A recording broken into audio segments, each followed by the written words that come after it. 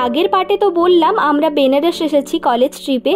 যারা আগের দুটো পার্ট দেখেননি তারা দেখে আসতে পারেন, লিঙ্কটা নিচে দেওয়া রয়েছে। আমরা স্টেশনে নেমে পড়েছি, এবার যাব রুমে। এখন টোটোতে উঠে পড়েছি, যাচ্ছি এখন গেস্ট হাউসের দিকে। তো চলুন কীরকম রুম পাচ্ছি না পাচ্ছি সবটাই আপনাদের সঙ্গে শেয়ার করবো।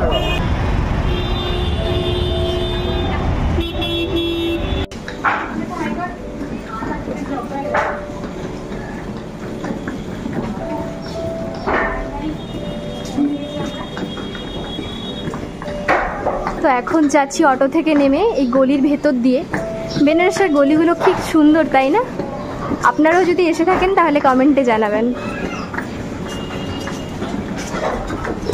তো দারুণ লাগছে আমাদের আপাতত। তো দেখা যাক বাকি দিনগুলো কেমন কাটে। আমরা হোটেলে পৌঁছে গেছি। এটা অ্যাকচুয়ালি হোটেল নয়, এটা একটা মানে ওই গেস্ট হাউস টাইপ।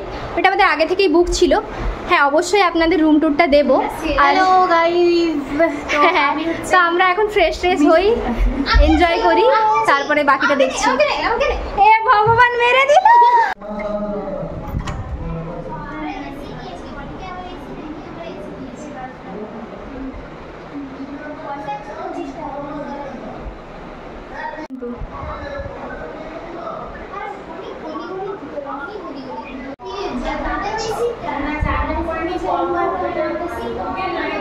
এটা হচ্ছে ওয়াশরুম।